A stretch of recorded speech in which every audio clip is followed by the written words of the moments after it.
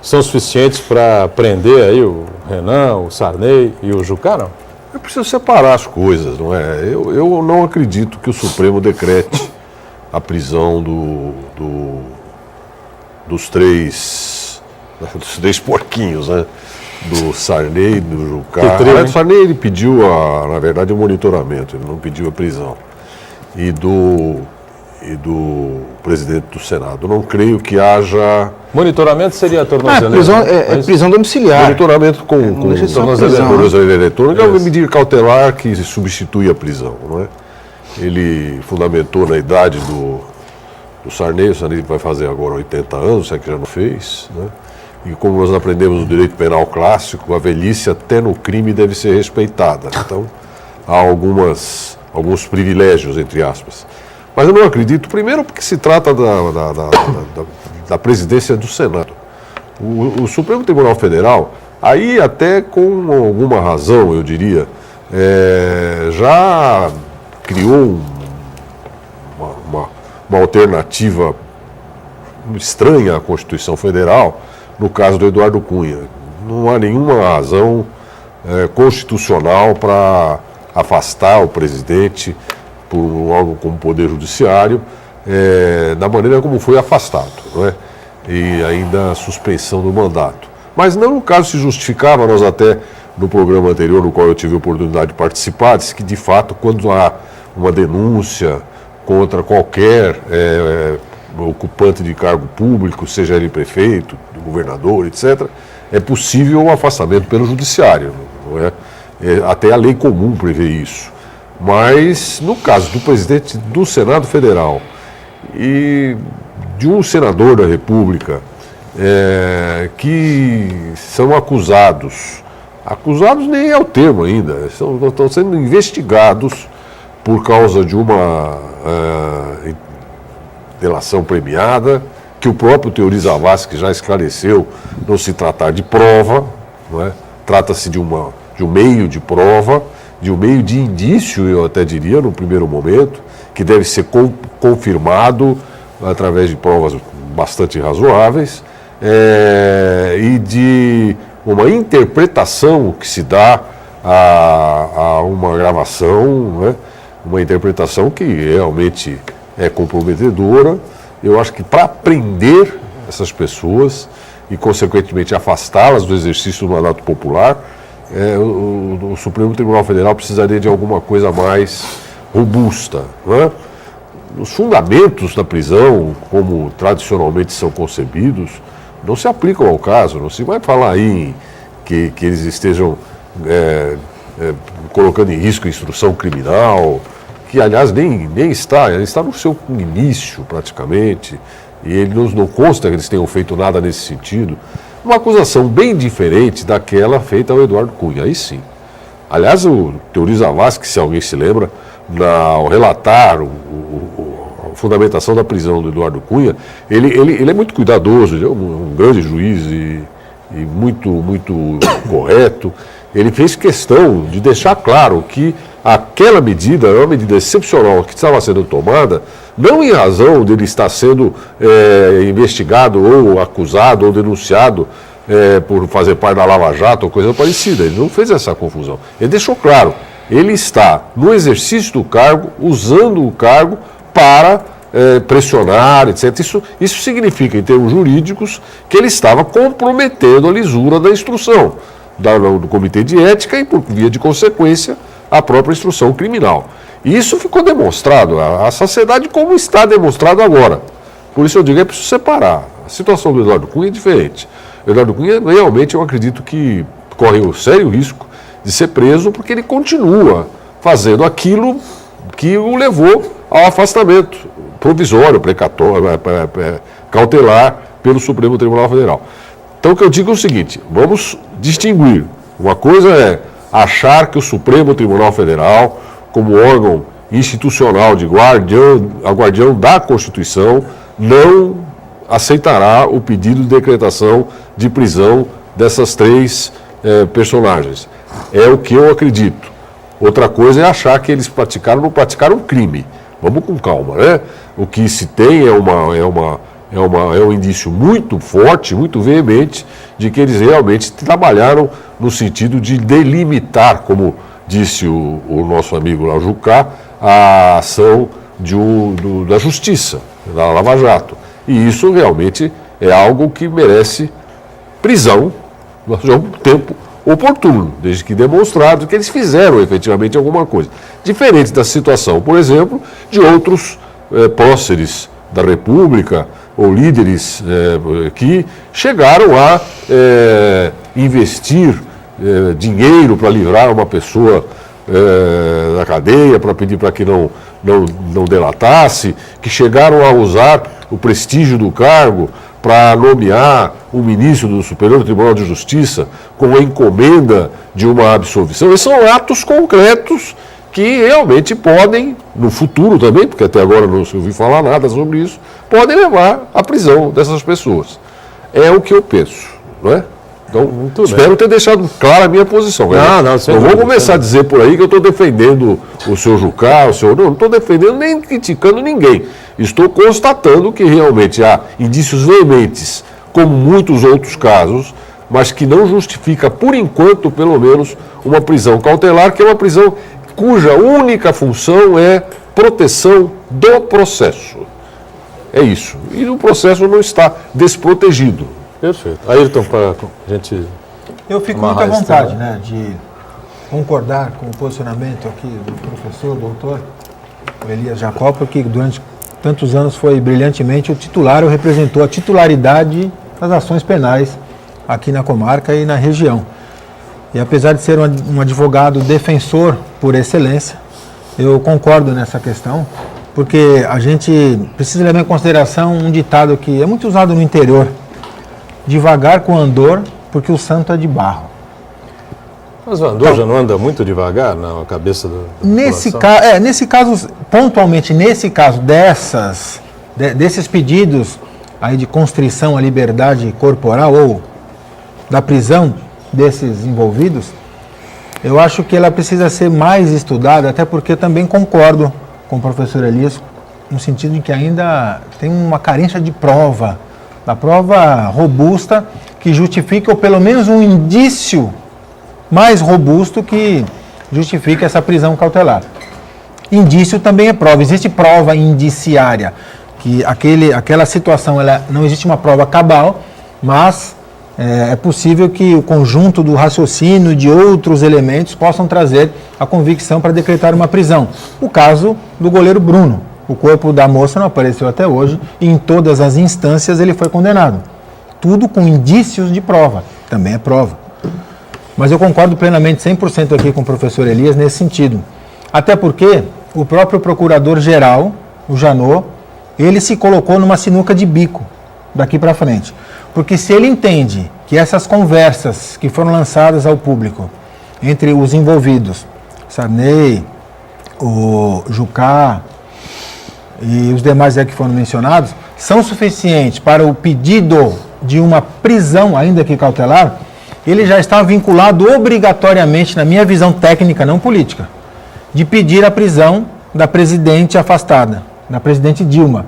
Porque é muito mais claro, no meu ponto de vista, e me corrija se eu estiver errado, professor, a história da nomeação do Lula, aquilo é prova cabal da intenção de obstruir a aplicação de justiça. Protegê-lo como foram, claro. Sim. Então, se ele pediu a prisão... O seu raciocínio, o Janot deu um parecer no processo que envolve a nomeação do ex-presidente Lula, muito vigoroso, no sentido de que realmente naquele caso ele estava com... a presidência estava desviando a função. Ele falou isso. Sim, então ele está numa situação que, se ele não pedir a prisão imediata, nos próximos minutos, dias ou semanas, da presidente Dilma, presidente afastada, ele incorre, melhor dizendo, na prevaricação. Ele, como titular da ação penal, com esses elementos. Eu não sei se ele fez isso de caso pensado. Se não fez, vai ter que começar a pensar nisso. Porque em breve, por conta desse pedido do Janot, é possível que nós tenhamos, e justo que tenhamos, um pedido de prisão da presidente afastada, Dilma Rousseff. Pois é, nós estamos acompanhando eu acho isso. também que não se justifica, embora no caso dela, já se tenha dado um passo além. Olha, não se justificava quando da primeira delação do Delcídio, mas depois o próprio Janot reconheceu que havia outras evidências, até juntou documentos nesse sentido, né? Lá, comprovantes de transporte, de viagens, de encontros. Ora, eu acho que isso desmoraliza a justiça. E o fato de trazê-lo levá-lo para o Isso Ministério. desmoraliza a justiça. Esse é o meu receio. Assim começou o fim da manipulite, da mãos limpas na Itália. A desmoralização do judiciário. Exatamente. Talvez isso começou seja um caso a pensado. ser, por causa disso mesmo, Pode ser. vulnerável às pressões de políticos que acabaram tomando conta Mas da veja situação. só, Elias, eu acho que no caso específico do Judiciário Brasileiro, principalmente o STF, os ministros do Supremo, eles dão razão para essa desmoralização. A partir do momento que, por exemplo, o Gilmar Mendes, na ebulição do conflito político, ele vai se sentar com os líderes do partido de oposição. Acho que existe a gente fala da judicialização da política, eu acho que está acontecendo ao contrário, há uma politização do Poder Judiciário. O Poder Judiciário, em vez de apenas se ater ao rigor da lei, aos ritos, ele se deixa contaminar pela temperatura política do país, que isso não é bom para as instituições de um modo geral. Eu concordo plenamente com você, apenas com uma divergência. Não é só o Gilmar Mendes que faz isso. O Marco Aurélio faz, e o presidente do Tribunal, então, o Supremo Tribunal Federal, faz até de uma forma mais... Então, na verdade, eles estão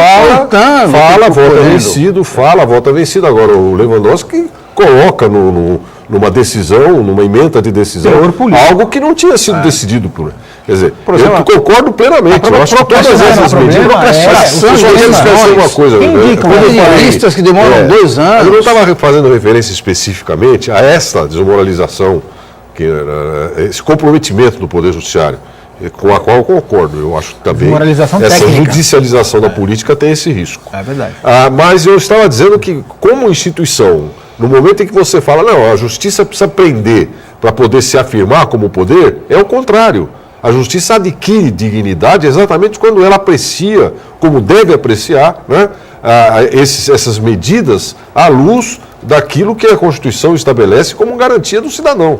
Até porque a presunção é de inocência. Então, de repente, eu não acredito que o Supremo vai fazer isso, mas se ele decreta uma prisão dessa natureza, ele está abrindo as portas para um questionamento a respeito disso. Era isso que eu queria dizer. Eu vou concordar com você no sentido de que o Poder Judiciário, o Supremo, o juiz, né, do Supremo, ele não vai autorizar a prisão desses porcões. Mas eu acho, humildemente eu vou discordar com relação à questão técnica que o senhor aponta, de que não existem indícios. Eu acho que o procurador... Não falei que não existe indício, pelo amor de Deus. Que isso? Existem indícios mais do que veementes.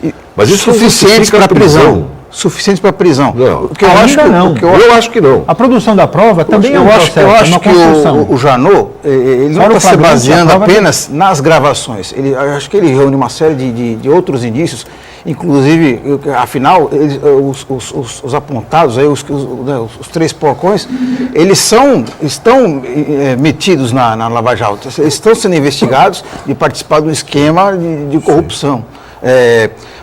Existe, por exemplo, um forte indício, existe, por exemplo, um projeto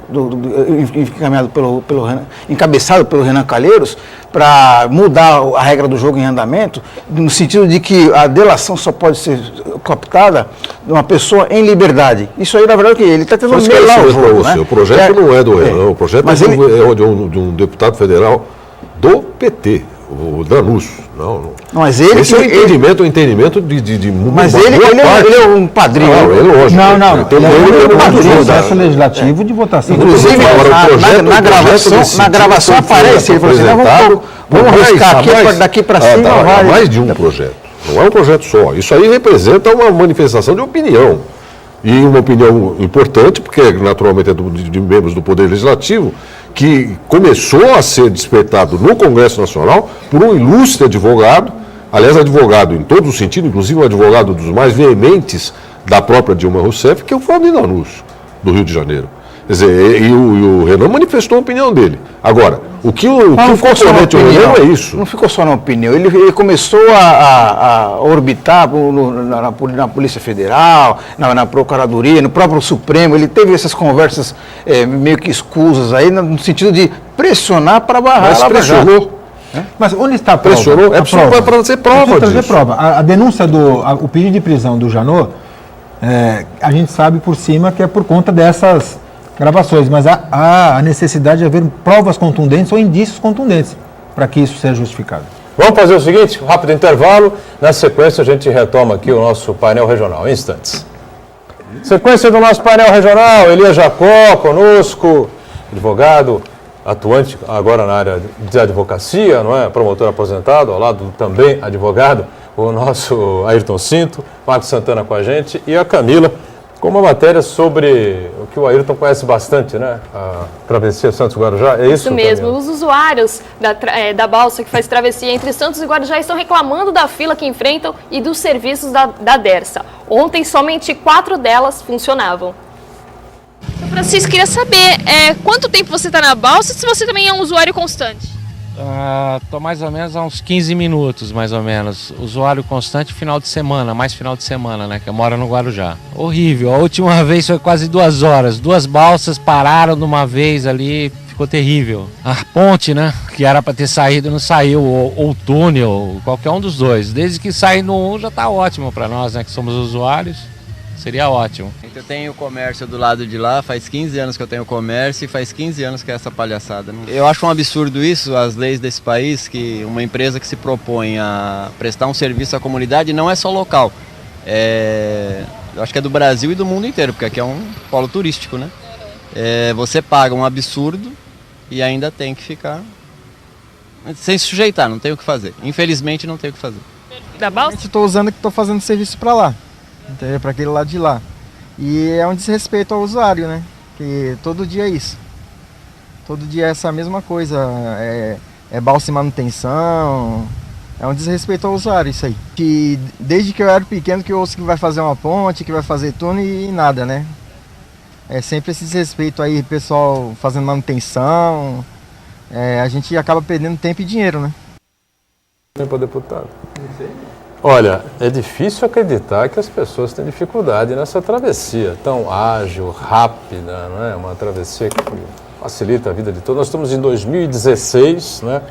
Daqui a pouco estamos em 2017, daqui a pouco vem as eleições municipais e continuamos fazendo a travessia Santos-Guarujá de balsa, né? Um serviço totalmente esgotado, arcaico, deveria estar única e exclusivamente uma balsinha para lá, outra para cá, para o turista que vem passear por aqui, né? Passeio romântico, olha, é legal, vem um navio, passa, joga água, você vê, bonito essa coisa que acontecia lá no século sei lá o quê, e a gente ter aqui à disposição um túnel, uma ponte, né?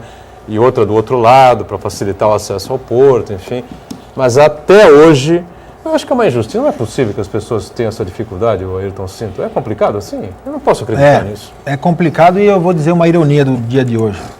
Saímos correndo de casa, praticamente sem almoçar, né, Daniela? Estávamos juntos lá, falamos, vamos almoçar menos e vamos correr por causa da balsa. E por incrível que pareça, não havia nem fila para entrar, nem fila para esperar. A balsa estava lá me esperando. Eu não sei se é a moral que o painel regional tem com a balsa. Pode ser. Mas, via de regra, realmente é um serviço que é prestado de uma forma ineficiente e irrita a população. É caro. Você paga R$10,60 para ser transportado, é realmente caro. Há uma movimentação muito grande. Eu quero me solidarizar com essa dificuldade que o pessoal do Guarujá e de Santos e os turistas, né, durante as férias e feriados, enfrentam. Quero me solidarizar com uma questão envolvendo a categoria dos taxistas do Guarujá, que envolve essa questão. Eles não precisariam, não deveriam esperar a fila para poder, com o passageiro pelo menos, para poder atravessar para Santos. No Guarujá nós não temos cinemas de grande qualidade, shoppings de grande qualidade. Santos tem alguns atrativos turísticos importantes. Muita gente vem para o Guarujá e quer conhecer Santos. Claro. E o turista pega um táxi porque não quer andar com carro, não quer lazer, quer conforto, quer tranquilidade, quer segurança, e ele pega um táxi. Então fica aí uma questão pontual em relação à categoria dos taxistas do Guarujá, que eu sou absolutamente solidário e a favor. E a outra questão, que eu vou lançar aqui um desafio, uma dúvida que eu tenho, na verdade é uma ignorância minha, uma ignorância do Ayrton Cinto. A empresa que ganhou a licitação para operar a travessia é a mesma empresa que ganhou a licitação de manutenção das balsas? Eu creio, se eu estiver errado, alguém me corrija no ar. Pode corrigir, não tem problema. Eu creio que são empresas distintas. E o grande problema, quando as filas são enormes, falta balsa para o povo atravessar, a resposta da Dersa vem no sentido de que há muitas barcas ou balsas em manutenção. Quando quebra ou para de funcionar 2 ou 3 balsas, para o sistema todo. E aí parece que há um jogo de empurra para um lado e empurra para o outro. Tenho dúvidas. Se isto é verdade, se isto é uma realidade, eu sugiro que na próxima licitação, ou até nesta, em nome da prestação de um serviço público eficiente, isto seja corrigido. E que tenha agilidade no conserto, na manutenção dessas balsas. E a grande saída, que é, eu continuo convicto que o túnel é uma bobagem, é um custo inicial, o projeto, eu acompanho isso desde o início, 3 bilhões e 200 milhões de reais para construir esse túnel. Projeto inicial, a gente sabe que isso no Brasil quadriplica o valor. É porque era 1 bilhão, 900 milhões. Agora então, o edital é 3 atrás, bilhões e 200. Eu não sei por que sobe tanto. Isso antes de começar a obra, você imagina depois. Eu tenho estudos, que um dos problemas mais graves do Guarujá, que reflete em outras áreas sociais, é o problema da habitação, a falta de moradias, o déficit habitacional. Eu tenho estudos fundamentados de que esse déficit chega a 20 ou 25 mil moradias e que isto seria solucionado com cerca de 1,5 bilhão de reais. Metade do valor do custo de um túnel para ligar uma cidade chamada Santos, que eu adoro. Eu adoro mais o Guarujá e Vicente Carvalho, mas eu gosto muito de Santos. Que tem 12 hospitais em Santos para ligar a uma cidade que não tem nenhum hospital, salvo o Santo Amaro, que merece todo o nosso respeito, e os funcionários que dão o sangue para atender bem a população, mas não tem estrutura. Então, eu acho que é uma inversão de valores e é possível, sim, que a gente tente construir, convença o governo do Estado, eu que agora estou no PSDB, sou candidato ou pré-candidato a vereador pelo PSDB, quero levar essas vozes, essas reclamações adiante para o nosso governador, para o Geraldo Alckmin, no sentido de priorizar o que é prioridade, principalmente em relação ao Guarujá. Muito bem. A gente precisa discutir, em vez do túnel, finalizando, por que não discutir a possibilidade de uma ponte que vai ser muito mais rápido e muito mais barato? Diga, Santana. Bom, eu não sabia que o Ayrton estava no PSDB, agora estou sabendo, então vai brigar comigo, vou aproveitar então que temos mais um tucano na região. Ayrton, você podia então perguntar ao governo do Estado, aos representantes do governo do Estado? Eu pergunto, hein? Né? Porque o orçamento, como você bem observou, de 1 bilhão passou para 3 bilhões. E, lógico, guardadas as devidas comparações, na semana passada a gente acompanhou que a Comunidade Europeia inaugurou um túnel na Suíça, 57 quilômetros. Por baixo dos Alpes suíços, que acredito que seja uma obra de engenharia muito complexa. Teve o custo por quilômetro de 200 milhões de reais. Libra, não foi? Alguma coisa. Euros. Franco suíço. Foi de franco suíço. Nossa, acho que o valor global por quilômetro, eu acabei fazendo a conta, 200 milhões de reais por quilômetro. Né? E o projeto pensado aqui para o nosso estuário aqui é de 3 bilhões, vai dar... O edital 3 bilhões e 200 milhões. Sendo que a passagem de... Não dá 1 quilômetro. É 1 quilômetro e 400 metros. Dá 1 quilômetro e 400 metros? É. Eu acho que de de água tem um recuo aqui, tem um recuo lá. Eu queria saber porque os técnicos, a engenharia brasileira está tão defasada assim que a obra tem que ser tão cara. Do mesmo jeito que os estádios de futebol no Brasil custam 1 bilhão e 800, 2 bilhões de reais, né? E os alemães construíram por 440 milhões, 500 milhões de reais, tudo em real, estou falando, no máximo, né? Então não dá para entender esses valores estratosféricos que a gente vive aqui. Boturão, já que a gente está falando sobre a travessia da balsa, o Ed do Guarujá pergunta para o Ayrton Cinto. Você já viu a faixa de pedestre que é mista com os carros nas balsas? Está ciente da atual situação que não há nem como sentar e é uma área descoberta e em péssimas condições? Ele pergunta. Ed, né? Isso, Ed do Guarujá. Repete, eu não entendi a questão da faixa que ele falou. Ele falou assim, você já viu a faixa de pedestre que é mista com os carros nas balsas? O pessoal invade a faixa, então é isso? de pedestre?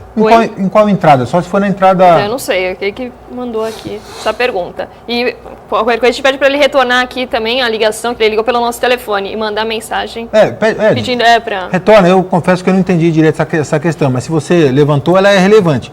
Se você conseguir ligar e especificar, a gente responde. Se não, coloca lá a situação lá no meu Facebook, Ayrton Cinto, você sabe lá, é fácil achar, coloca lá que a gente levanta essa discussão, sim. Ô, Elias Jacob, você ouve essa discussão há quantos anos? Como é que é? 60 anos, mais ou menos, você acompanha esse debate aí? Ah, sim. Tem que fazer uma ponte, tem que fazer a ligação seca. Você viu que eu não falei nada, E né? não faz, né? Não acredito em nada. Respondendo Santana. Tivemos uma inauguração de uma maquete, eu nunca vi isso na minha vida.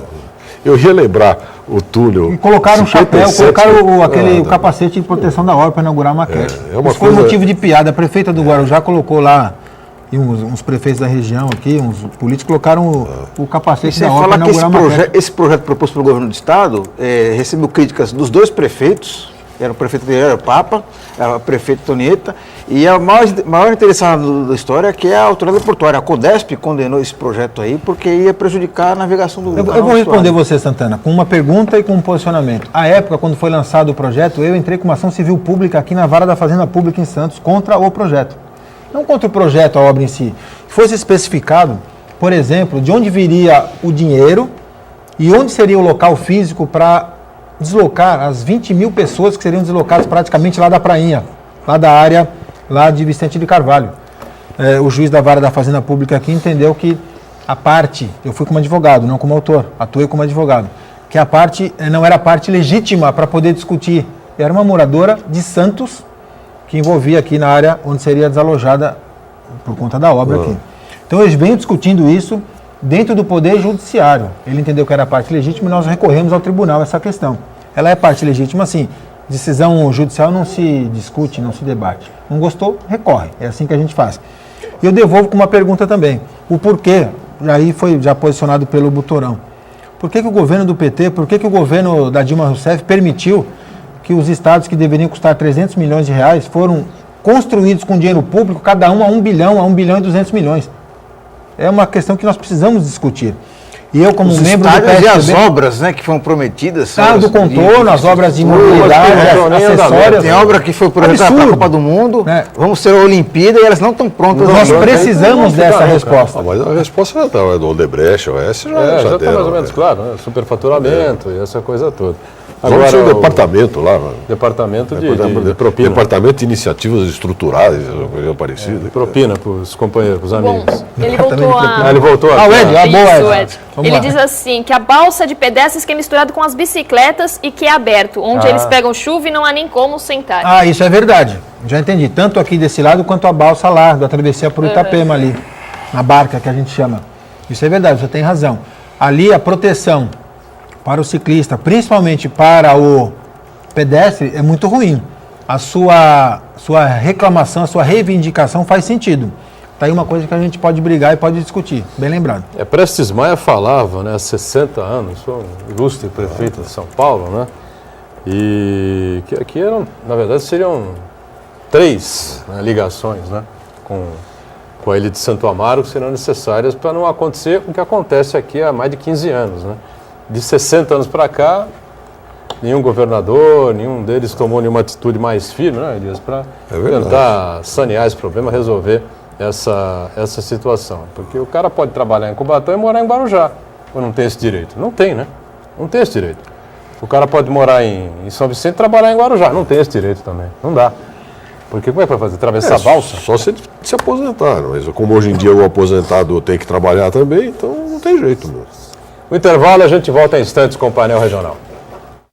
Muito bem, terceiro e último bloco aqui desta edição do painel regional, direto e reto como sempre, com a nossa Camila Lóia, a participação do telespectador que está aí com a gente, né, Camila? Sim, temos perguntas ainda relacionadas ao Guarujá. O Denis Castro pergunta ao advogado, né, o Ayrton Cinto, por que o PSDB do Guarujá não terá candidato a prefeito e vereador na cidade? Porque a Justiça Eleitoral... PSDB?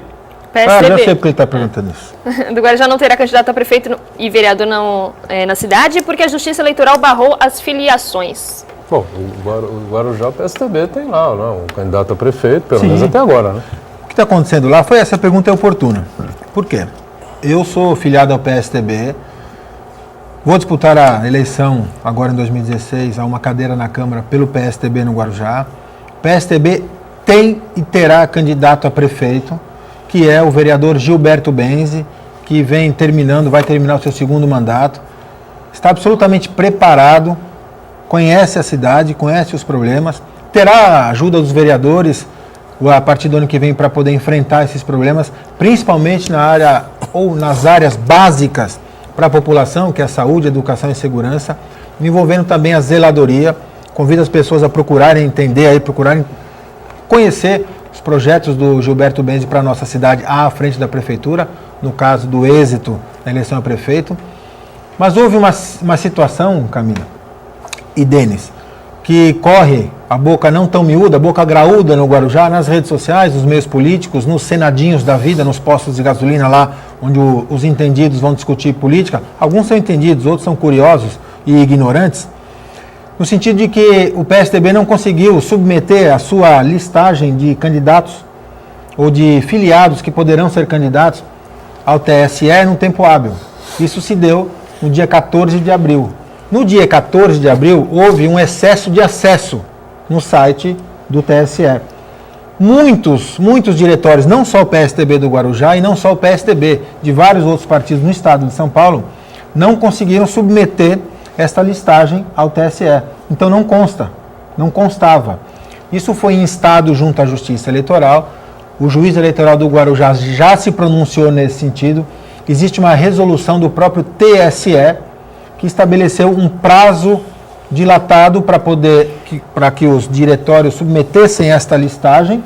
O que é necessário é que, dentro dessa própria listagem, existe a listagem de filiação interna dentro dos partidos. Aquele cidadão filiado, para poder concorrer nas eleições agora de 2016, há necessidade obrigatória de que estivesse filiado na listagem interna do partido até o dia 2 de abril. Quem estava até o dia 2 de abril e agora já foi submetida pelo diretório do PSDB do Guarujá ao TSE, submetido e já acatado, quem estava até o dia 2 de abril, certamente poderá disputar. Ayrton Cinto vai disputar a eleição a vereador e Gilberto Benzi vai disputar, sim, a eleição a prefeito do Guarujá nas eleições que se aproximam. Muito bem. Mais participações aí com a gente, Clóvis Camila? Altino pergunta também ao doutor Ayrton se é verdade que os impostos da Santos Brasil, Local Frio e outras é tudo recolhido por Santos. Clóvis, nem falei, todos. né? Nem todos, mas uma parte importante desses impostos, aliás, um estudo, uma proposta de lei que tramita na Câmara do Guarujá, proposta do vereador Gilberto Benzi, no sentido da criação na alfândega, de um posto alfandegário do lado da nossa margem, do nosso porto, porque o porto não é de Santos, é o porto de Santos e de Guarujá e de Santos. Eu pergunto, onde está a empresa que movimenta no hemisfério sul do mundo todo a maior quantidade de containers no mundo? Do lado do Guarujá, que é a Santos Brasil. Entre outras empresas, por conta... Mas tem o nome de Santos, né? Podia ser Guarujá Brasil. Pronto, já deu uma ideia boa. Vamos fazer uma empresa, uma concorrente Guarujá Brasil. Santos Brasil não é, Elias? Santos Brasil, não vamos brigar. Essa bancada aqui, eu sou a minoria, mas nós vamos conferir. Nós somos metropolitanos. Sem dúvida. Eles já falam margem de esquerda, margem direita, margem esquerda, margem direita. Fazem esquerda do Porto de Santos. Isso é uma briga do Gilberto Benzi, uma briga nossa e uma briga de quem quer justiça fiscal e social na nossa cidade. Clóvis, nos nossos estudos, quando eu falo nossos, é do Gilberto Benzi, no mínimo 30 milhões de reais por ano são recolhidos aos cofres de Santos, que deveriam ser recolhidos em Guarujá. Isso tem uma briga que vai ficar entre o PSDB de Santos e do Guarujá, o vereador de cá, o vereador de lá. Vai ser uma briga boa a partir do ano que vem, se Deus quiser. Mas você tem razão. A gente precisa criar uma alfândega em Santos, para que essas empresas, referentes a essa... Guarujá. Obrigado, professor. Criar no Guarujá essa alfândega para a gente pegar essa fatia que é nossa de direito. Isso é um projeto antigo do Gilberto, a gente vem acompanhando. Se Deus quiser, isso vai andar. Buturão, aí depois o próximo capítulo dessa novela aí vai ser o pessoal de Vicente de Carvalho vai querer a emancipação do município e falar aqui agora, é o Porto de Itapema. Porto de Itapema. Eu posso falar, podemos falar uns 3 programas sobre emancipação, hein? Brigamos muito por isso.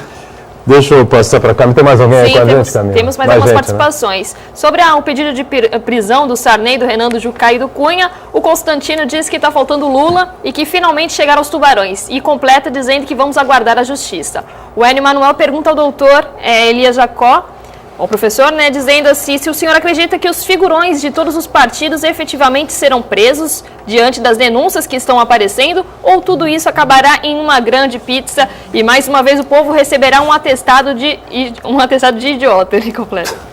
Mas Eu só acho falar que os números da Mega, já estamos em condições de dizer que não vai haver pizza nenhuma. Eu também acho. Nós já temos mais de 1000 anos de condenação, nós temos prisões, nossa, eu acho que a Lava Jato já conseguiu mudar. Não foi só, a Lava Jato é uma consequência, na verdade. Então, é preciso que a gente atente para o seguinte, o que acontece é que as ferramentas de trabalho do criminalista evoluíram muito nos últimos anos, não é? Então, o Instituto da Antelação Premiada, a eletrônica, né, a informática, serviço da prova, o preparo dos investigadores na área na área econômica, né? Eu sou especializado em direito penal econômico. Durante muito tempo eu fui o único, porque era uma questão que pouca gente se interessava por isso. Hoje é uma especialidade que está aí, né, na crise da ONU. É uma pessoa que entende, enfim, como é que funciona a COAF, como é que funciona essa história de lavagem de dinheiro. Então, houve um progresso nesse sentido. E no que diz respeito à corrupção, que é endêmica no Brasil, o PT prestou um grande serviço. Eu devo dizer isso. Porque até que se institucionalizasse, ou que se sistematizasse essa corrupção, como fez o PT no poder, nós tínhamos casos absolutamente clássicos de corrupção, não é? Que nunca eram investigados, apurados, nada. Não é porque o PT, eu não estou dizendo que o PT prestou um grande serviço porque permitiu a investigação, coisa nenhuma.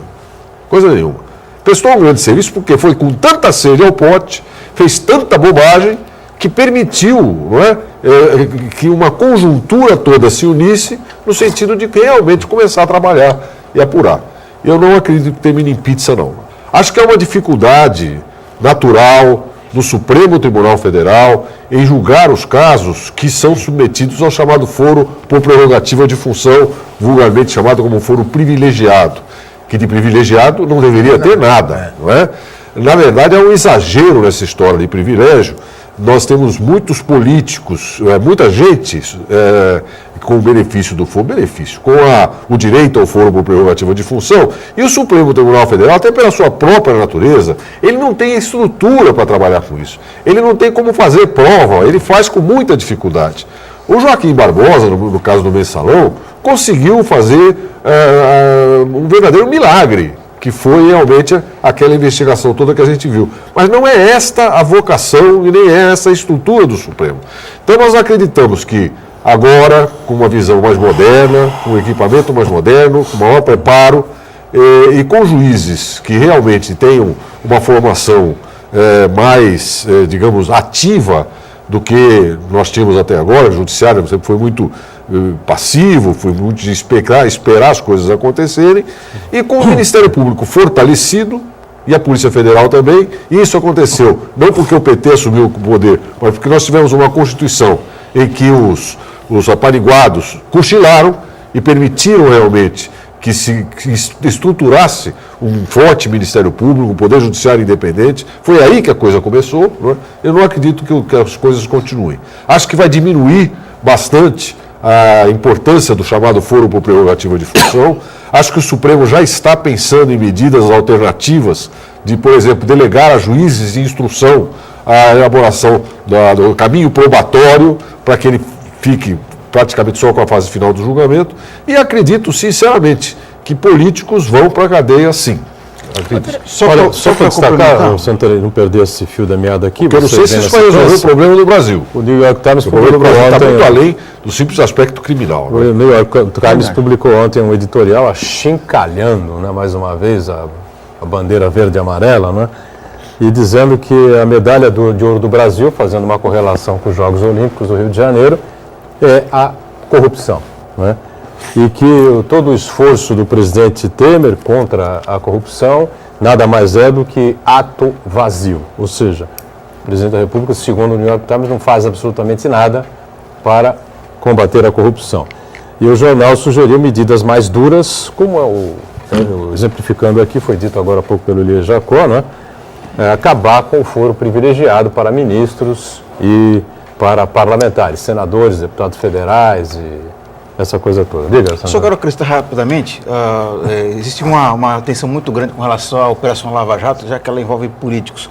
Existe uma outra operação que eu acho tão importante quanto, que é a Operação Zelotes, que misteriosamente não é muito... Inclusive, em termos de valor, é superior, né? É muito para a grande mídia, superior. mas que ela envolve empresários que corromperam entes públicos em troca de benefício fiscal. Foram autuados, sonegando impostos, dívidas bilionárias, e pouco se fala nisso. Então, eu acho que o Bradesco é um dos processados, né? Eu acho que cabe à sociedade, à imprensa, de modo geral, acompanhar mais de perto essa Operação Zelotes, que acho que ela tem efeitos mais prejudiciais ainda do que a própria Lava Jato. Com certeza tem. Prejudiciais aos envolvidos, né? Não, os valores, né? Em termos de valor, a Zelotes, ela ganha da os dois maiores patrimônios hoje. O problema do Petrolão é que o Petrolão envolveu uma empresa fantástica como a Petrobras e infelizmente isso vai ainda dar muito problema para nós, não é? Nós temos mais temos a Acrônimo também, que trabalha... na verdade, do modo geral... Tem gosto, né? Oi? Tem escândalo para tudo quanto é gosto. Como falou o Zavascki, você puxa uma pena, sai uma galinhada inteira. Camila, pois não. Temos uma pergunta muito interessante aqui do Uriel, e ele diz assim: como aceitar que um criminoso em potencial faça delações premiadas e gravações e com isso leve o Ministério Público a decretar prisão de acusados? Até quando vamos conviver com esses exageros? Não, mas ele está mostrando Primeiro, isso tem previsão legal. Primeiro, tem previsão legal. Segundo, isso é importante, sim. Eu sou completamente fã, 100% fã do Instituto da Delação Premiada. Agora, deve ser feito com parcimônia, com cuidado, para não virar um bumba meu boi e você ficar pedindo prisão e condenando com o que o outro falou. Até porque num processo penal, e o professor está aqui, ele é professor, eu sou aluno nisso, ainda sempre serei aluno dele nesse sentido. Delação por delação é interessante. Delação por delação Está previsto na lei, Uriel. Isso é importante. Se não fosse a delação, nós não teríamos esse desfecho e outros que virão ainda muito mais contundentes na nossa República, envolvendo grandes empresários e envolvendo políticos do alto escalão, jurássicos inclusive. Agora, num processo penal, professor, me corrija se eu estiver errado, discutindo um crime de menor potencial ofensivo, esta prova, alguém vira o processo e fala, não, foi ele, eu vi, vale como fundamento para o juiz decretar a condenação ou absolvição de um réu. Por que não valeria a delação? É que é um nome bonito, é um nome pomposo, mas é um meio de prova contundente e importante, ele só precisa ser tratado como remédio, porque se passar da dose, vira veneno. Aliás, o Teori Zavascki já falou isso. Eu baseio muito nele porque ele é o relator do Lava Jato, ele é a figura central da Lava Jato, não é o Muro, é o Zavascki, porque tudo vai acabar na mão dele. Ele falou isso claramente, a delação premiada não é prova, é começo de prova. E ela foi concebida para ser isso. Ela é sucessora de um instituto que durante muito tempo nós temos um processo penal que é chamado de corréu. Quer dizer, quando alguém delata o crime, mas admite que praticou, de um modo geral, salvo, né, se considera isso indício de que aquele que foi delatado realmente é autor do crime, porque ninguém vai se acusar e acusar outra pessoa. Então ele acusa só outra pessoa. Não é? Então é um instrumento importante, como as interceptações são importantes, as quebras de sigilo são importantes, desde que sejam um conjunto, digamos, um plexo de indícios que devem levar a uma investigação exitosa. O problema é que a lei do pêndulo, né? Você para aqui e de repente você vai para o outro lado e não consegue parar no meio. Há um exagero agora de tudo se quer fazer só com interceptação e com delação premiada. Não pode. É só um caminho, o caminho. Não é o investigador sentado, o investigador que fica lá ouvindo as conversas e acha que resolveu o problema. Não é isso. Ele precisa ir para a rua, ele precisa procurar os documentos. Verdade. Muito bem. Estamos chegando ao finalzinho aqui do painel regional. Eu não sei, o Ayrton tem alguma coisa a completar ainda?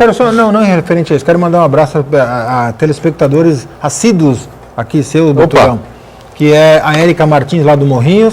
Um beijo, a Érica, e também a Ana, a Aninha, lá do Santa Rosa, do canal Um beijo também, mandar um abraço para você. Beijo a Érica, beijo a Aninha, todo mundo aí do Guarujá, pessoal todo que acompanha a gente diariamente. Só fazendo uma referência, falamos sobre muitas questões importantes, falamos sobre essa travessia de balsa interminável que a gente tem por aqui. Um registro que a Polícia Militar vai requerer um aumento de efetivo para combater a criminalidade aqui no sistema Anchieta Imigrantes. Isso foi dito ontem pelo Coronel Ricardo Ferreira de Jesus, que é o comandante-geral da PM aqui na Baixada e todo o litoral também. O secretário de Segurança Pública, como disse o prefeito Paulo Alexandre ontem aqui no programa, Magno Alves, estará aqui em Santos sexta-feira para receber aí os prefeitos, enfim, para as reivindicações e durante esse encontro, me parece que o Coronel Ricardo vai propor a ele a retomada da Operação Verão, quando tinha aí nas estradas 40 policiais a mais e, segundo o Coronel Ricardo Jesus, era feito um policiamento mais ostensivo ali nos bairros Cota, de onde sai a grande maioria dos crimes, segundo a polícia tem nos informado. Eu acho que demorou demais. Descobriram agora? Certo? Descobriram a pólvora, Descobriram agora, que precisa aumentar o policiamento e que a Operação Verão tem que acabar e ser a Operação Baixada, Operação Santos, Operação Baixada Santista, qualquer coisa assim. E manter esse nível de policiamento, que é absolutamente impossível a gente aceitar que para descer a Baixada Santista a pessoa enfrente aí uma aventura, não é? Como nos tempos do Faroeste. Não dá mais para a gente aceitar esse tipo de coisa. Butrão, só me permite, e cobrar da Ecovias um envolvimento Ecovias maior, também, claro. Que é a concessionária, ela só quer ficar com bônus, também tem que agir com responsabilidade também nesse caso. Estamos fechando o painel regional. Obrigado ao nosso Elias Jacó, figura sempre importante conosco, ao Ayrton, o Santana e a nossa Camila, diariamente aqui acompanhando a sua participação e a nossa produção. Painel regional de segunda a sexta-feira, 1h30 da tarde, ao vivo, reprise 8 da noite. Obrigado.